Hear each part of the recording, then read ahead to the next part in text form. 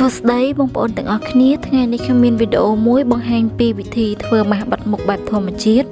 ដែលវាមានអត្ថប្រយោជន៍ធ្វើឲ្យផ្ទៃមុខរបស់យើងសស្អាតទន់រលោងនិងមានសំណើមហើយថែមទាំងជួយបំបត្តិមុនសាច់និងមុនក្បាលខ្មៅចាហើយជួយបន្តឹងស្បែកមុខរបស់យើង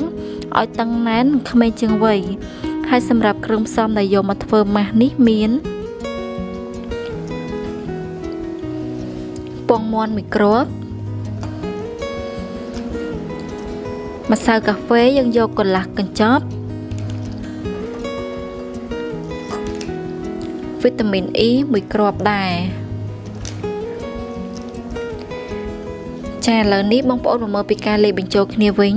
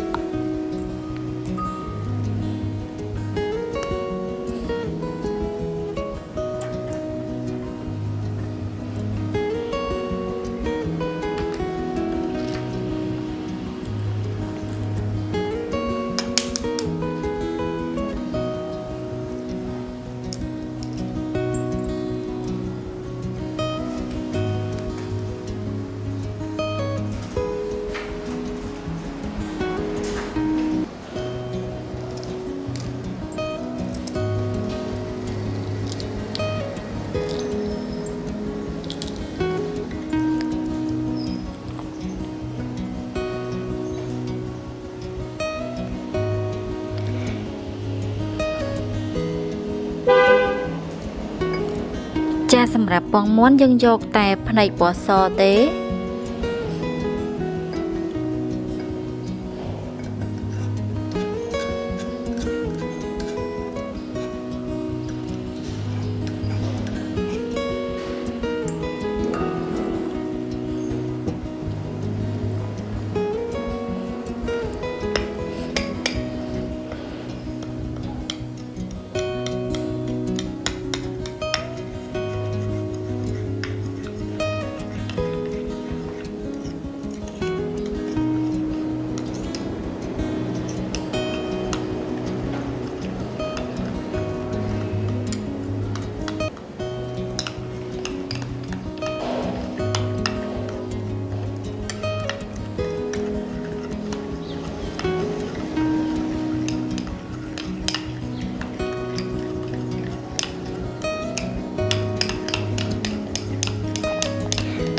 ចាបងប្អូនកូរវាឲ្យសព្វចូលគ្នាឲ្យបានល្អសិនចាំយកមកបិទ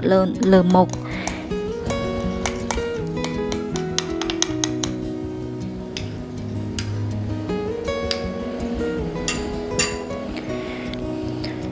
ចាបន្ទាប់ពីកូរសព្វហើយបងប្អូនលុបលាងផ្ទៃមុខឲ្យបានស្អាតជាមួយនឹងហ្វូមហើយជូតមុខឲ្យស្ងួតបន្ទាប់មកចាំយកម៉ាស់ដែលធ្វើហើយនឹងយកមកបិទនៅលើមុខរបស់យើងឲ្យសព្វល្អ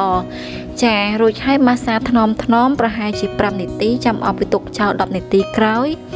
ចាំបងប្អូនលាងទឹកចេញជាមួយនឹងហ្វូមម្ដងទៀតចាកុំភ្លេចអនុវត្តទាំងអស់គ្នានឹងទទួលបានស្បែកមុខតឹងណែនក្មេងជាងវ័យចាអរគុណច្រើនបងប្អូនទាំងអស់គ្នាសម្រាប់ការមើលវីដេអូរបស់ខ្ញុំ